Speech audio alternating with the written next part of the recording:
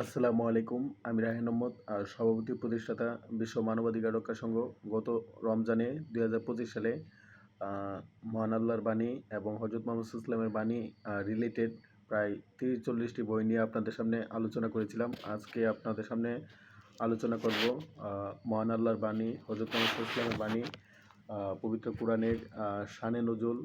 বইটি লিখেছেন আ মুফতি জালালউদ্দিন ইন্নাল্লাহা মাস সবিরিন আল্লাহুম্মা রাব্বান নাস। এই বইটি পাঠ করার মাধ্যমে আমরা কোরআন শরীফের বিভিন্ন সূরা নাজিলের প্রেক্ষাপট এবং মহান আল্লাহ হযরত মুহাম্মদ সাল্লাল্লাহু আলাইহি ওয়াসাল্লামের উপর যেই কোরআন শরীফ নাজিল করেছেন তার যে বিভিন্ন প্রেক্ষাপট, কোরআন শরীফের 114টি সূরা, সূরা ফাতিহা, সূরা বাকারা, সূরা নাস, সূরা ইখলাস, সূরা জিলজাল, সূরা ফিল, সূরা কদর, সূরা হজ, সূরা মুহাম্মদ, সূরা ইব্রাহিম, সূরা ইউনুস, সূরা ইউসুফ, সূরা নূহ এবং সূরা মুনাফিকুন, সূরা মুমিনুন, সূরা নূর সহ বিভিন্ন শানে নজুল সম্পর্কে আমরা জানতে পারবো। ওই 5 পদ্ধতিতে হযরত মুহাম্মদ সাল্লাল্লাহু আলাইহি ওয়াসাল্লামের উপর অবতীর্ণ হই। ঘণ্টার আওয়াজের মতো গুনগুন শব্দ করে। এই প্রকার হযরত মুহাম্মদ সাল্লাল্লাহু আলাইহি ওয়াসাল্লামের জন্য খুবই কঠিন ছিল। হযরত জিবরাইল আলাইহিস সালাম মানুষের মতো রূপ ধারণ করে হযরত মুহাম্মদ সাল্লাল্লাহু আলাইহি ওয়াসাল্লামের নিকট আসতেন। এই প্রকার হুজুর সাল্লাল্লাহু আলাইহি ওয়াসাল্লামের জন্য সবচেয়ে সহজ ছিল। হযরত জিবরাইল আলাইহিস সালাম বেশিরভাগ হযরত মুহাম্মদ সাল্লাল্লাহু আলাইহি ওয়াসাল্লামের সাহাবী দেহয়া কালবির রূপ ধারণ করতেন। হযরত জিবরাইল আলাইহিস সালাম নিজ আকৃতিতে হযরত মুহাম্মদ সাল্লাল্লাহু আলাইহি ওয়াসাল্লামের নিকট চলে আসতেন। এই প্রকারের হুজুর সাল্লাল্লাহু আলাইহি ওয়াসাল্লামের জীবনে 3 বার এসেছে। হযরত মুহাম্মদ সাল্লাল্লাহু আলাইহি ওয়াসাল্লামের চাচা হযরত হামজা রাদিয়াল্লাহু তাআলা আনহু জিবরাইলকে নিজ আকৃতিতে দেখার সৌভাগ্য লাভ করেন। স্বয়ং আল্লাহ পাক কোনো কিছুর মাধ্যম ছাড়া সরাসরি হযরত মুহাম্মদ সাল্লাল্লাহু আলাইহি ওয়াসাল্লামের সাথে কথা বলতেন। এই প্রকারের হুজুরের জীবনে জাগ্রত অবস্থায় শবে মেরাজে ঘটেছে। অবশ্য স্বপ্নের মাধ্যমে হযরত মুহাম্মদ সাল্লাল্লাহু আলাইহি ওয়াসাল্লাম আল্লাহর সাথে কথা বলেছেন। হযরত জিবরাইল আলাইহিস সালাম অদৃশ্য থেকে হযরত মুহাম্মদ সাল্লাল্লাহু আলাইহি ওয়াসাল্লামের হৃদয়ে ওহী ঢেলে দিতেন। তাছাড়া আরও অন্য প্রকার ওহীর আলোচনা বিভিন্ন হাদিস গ্রন্থে বর্ণিত আছে। বিস্তারিত জানার জন্য বুখারী শরীফ এবং উলুমুল কুরআন বিশেষভাবে উল্লেখযোগ্য।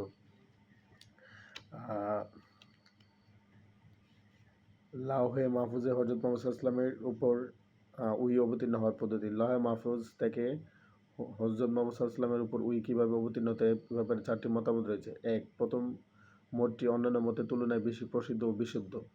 মতটি হলো যে এই সম্পূর্ণ কুরআন কারীম একেবারে লাওহে মাহফুজ থেকে কদরের রজনীতে বাইতুল ইজ্জত নামক ঘরে নাজিল হয়। বাইতুল ইজ্জত হলো প্রথম আকাশের একটি ঘরের নাম। তারপর সেখান থেকে জিবরাইল আলাইহিস সালাম প্রয়োজন অনুসারে অল্প অল্প নিয়ে অবতীর্ণ হতেন এবং এই অবতরণের ধারাবাহিকতা 23 বছর পর্যন্ত অব্যাহত ছিল। 2.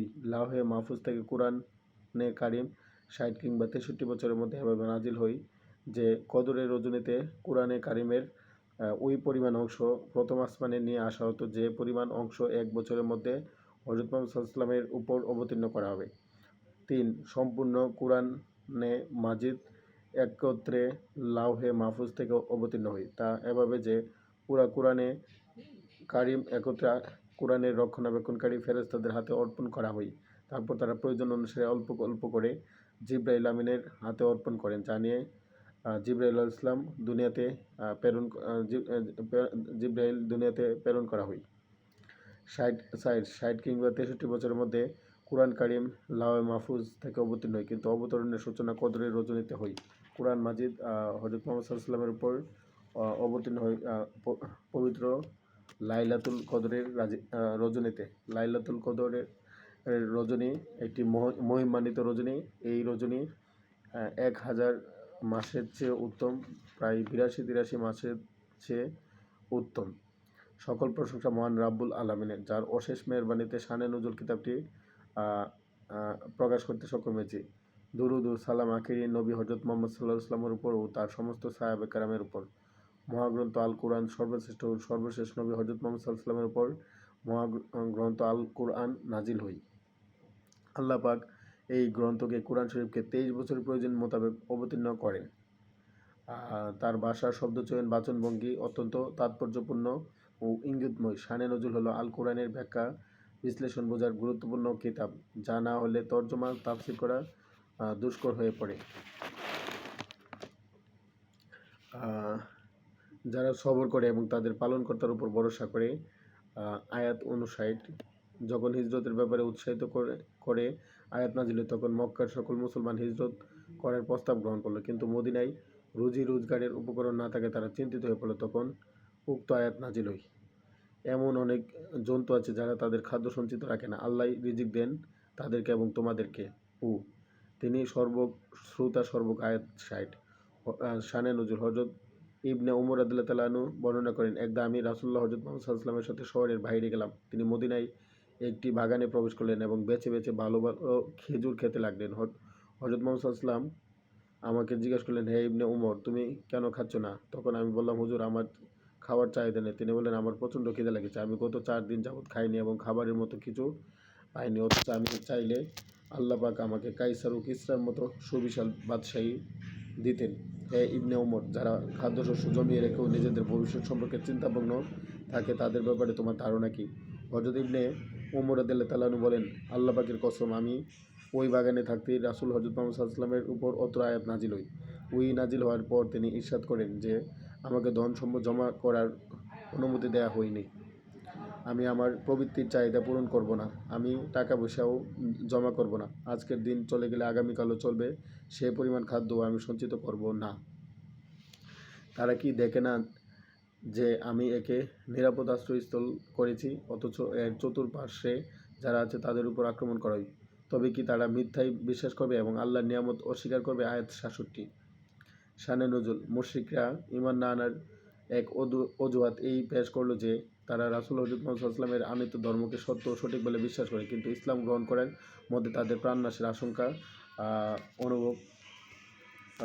অনুভব করে।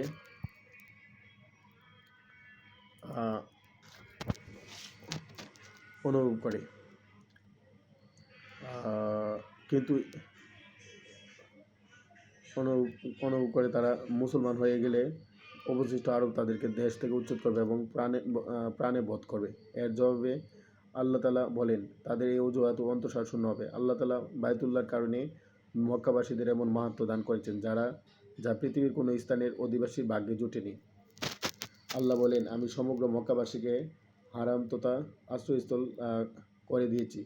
মুমিন কাফের নির্বিশেষে আরবের বাসিন্দারা সবাই হারামের প্রতি সম্মান প্রদর্শন করে, এতে খুন খারাপি হারাম মনে করে। মানুষ তো মানুষ, এখানে শিকার, বধ করা এবং বৃক্ষকর্তন করাও সবার মতে অবৈধ। বহিরাগত কোনো ব্যক্তি হেরেম প্রবেশ করলে সেও হত্যার কারণ থেকে নিরাপদ হয়ে যায়। অতএব মক্কার বাসিন্দারা যদি ইসলাম গ্রহণ করার ক্ষেত্রে খোঁড়া প্রাণনাশের আশঙ্কা আছে বলে অজুহাত পেশ করে, তবে সেটা খোঁড়া অজুহাত।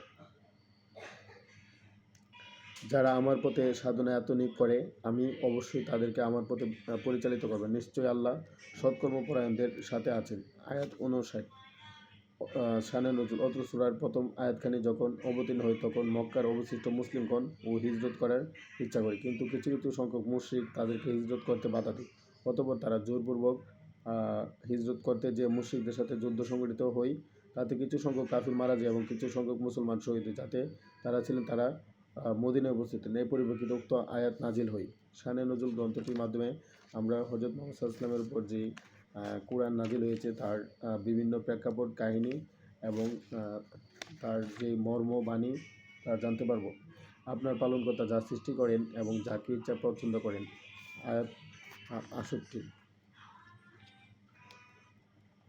সুতরাং বিশ্ব শান্তি, মানব কল্যাণ, মানবাধিকার ও ন্যায় বিচার নিয়ে 2016 সালেতে কাজ করে যাচ্ছি।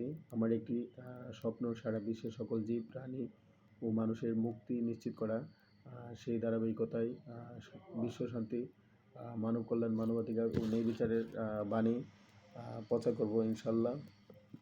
I am working to ensure human rights, peace, justice, education for all people around the world. It is my vision to make our world great. I believe that education is the best instrument to may change our world. I am working to ensure human rights, peace, justice, education for all people around the world.